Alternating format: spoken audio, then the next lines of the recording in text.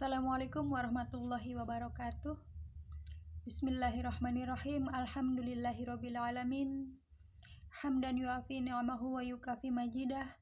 Ashhadu an la ilaha illallah wahdahu la syarikalah. Wa ashhadu anna Muhammadan abduhu wa rasuluh wa la nabiyya ba'dah. Allahumma sholli ala sayyidina Muhammad wa ala ali sayyidina Muhammad wa salim wa barik alaih. Amma ba'du. Dengan channel Tukang Kebun dan Kucing yang setia di sini, alhamdulillah wa syukrulillah, kita berjumpa kembali, dan pada kesempatan kali ini saya masih ingin membahas mengenai budak angon atau satrio piningit, yaitu tentang keistimewaan tanah Jawa, tempat lahir dan tempat munculnya budak angon atau satrio piningit. Telah saya sampaikan di konten yang sebelumnya tentang silsilah goib budak angon atau satrio piningit, dan kita dapati nama sebagai pokok dari silsilah goib beliau adalah Azazil, turun kepada Dewi Jelajah, turun kepada Sayyid Anwar atau Sang Hyang Anwar. Dikisahkan bahwa setelah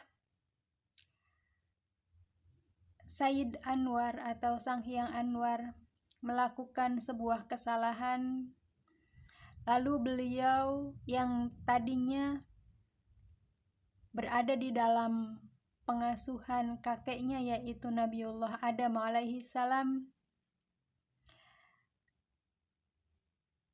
diusir dari lingkungan beliau berada pada masa itu. Maka melanglang buanalah beliau Sayyid Anwar, dan beliau memutuskan untuk melangkahkan kakinya ke arah timur dari beliau berada, yaitu dari tempat tinggalnya dengan kakeknya Nabiullah Adam alaihi salam, ayah dan ibunya, terutamanya adalah ayahnya yaitu Sang Hyang Esis atau Nabiullah Sis alaihi salam. Dan alasan penting mengapa beliau melangkahkan kaki ke timur tentu bukanlah sesuatu yang tidak ada maksud ataupun tujuan, tetapi dikarenakan ada sebuah pengetahuan, dan itu adalah sesuatu yang rahasia yang berkaitan dengan beliau budak angon atau satrio piningit. Singkat cerita, setelah beliau Sayyid Anwar melakukan perjalanan dan melewati beberapa tempat, akhirnya sampailah beliau ke bumi Jawa, ke tanah Jawa, yang pada masa itu sebagian besarnya masih berupa laut, terutama adalah di wilayah utara. Dan ini erat kaitannya pula dengan informasi yang disampaikan oleh beliau Prabu Siliwangi tentang Segara Kaler, Laut Utara. Disinilah kuncinya dan disinilah titik temunya. Pulau Jawa, Laut Utara, adalah rahasia terbesar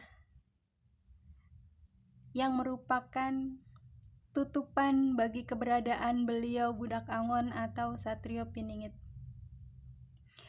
Mengapa Sayyid Anwar melangkahkan kakinya ke arah timur menuju Pulau Jawa dan pada akhirnya berhenti di kawasan yang dimaksud tadi?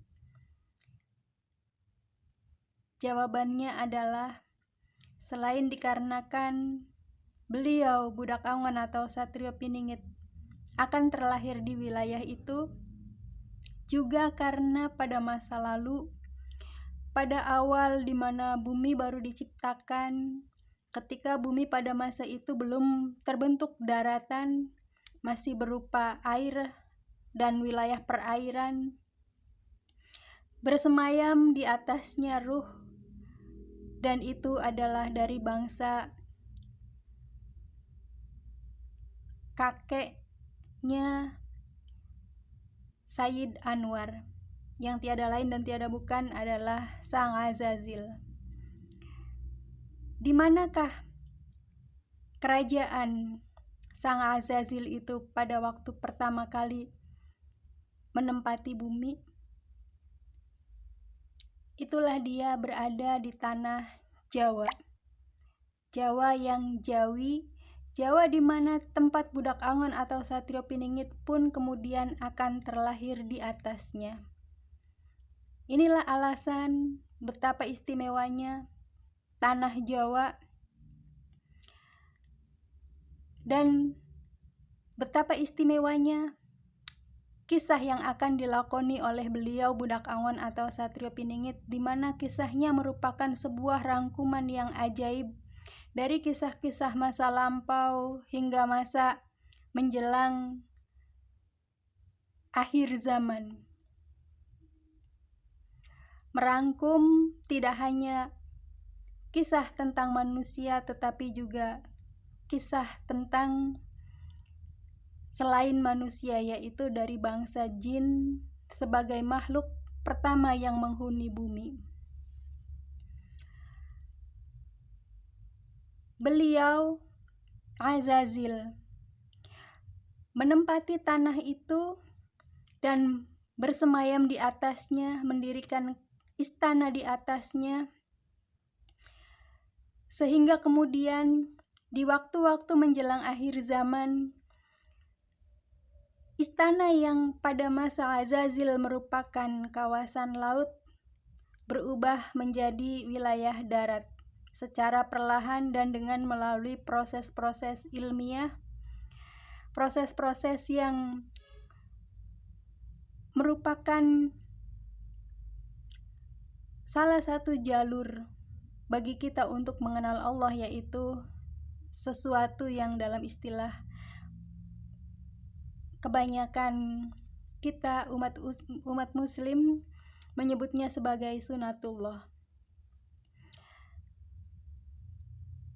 Meskipun tanah tersebut, yaitu tanah Jawi, ketika telah terbentuk daratan, merupakan wilayah yang bisa dibilang mudah dibandingkan dengan wilayah daratan yang lainnya, tetapi sejarahnya adalah sejarah yang sangat purba, karena di atasnya pernah menjadi istana dan menjadi tempat persemayaman, tempat berkuasanya beliau Sang Azazil. Pada masa beliau ini menguasai bumi dan sebelum beliau diangkat ke langit. Akan tetapi ketika beliau diturunkan ke bumi, beliau turun dengan mengikuti Nabiullah Adam alaihi salam, dikarenakan memang tujuan utamanya adalah untuk membalaskan dendamnya, sehingga kemudian muncul ilham bahwa beliau juga ingin berketurunan, di mana keturunannya akan juga menguasai dunia sebagaimana beliau zaman dahulu kala pernah menguasai bumi, dan itu adalah budak angon atau Satrio Piningit. Tidak bisa dipungkiri memang bahwa gunung-gunung yang tinggi merupakan tempat persemayaman para dewa. Demikianlah yang diyakini dan dipercayai oleh nenek moyang kita dari zaman dahulu hingga zaman sekarang, apabila masih ada yang mempercayainya. Akan tetapi para dewa tersebut tentu kedudukannya dan silsilahnya jauh di bawah beliau Azazil, sebab Azazil adalah pemimpin para dewa.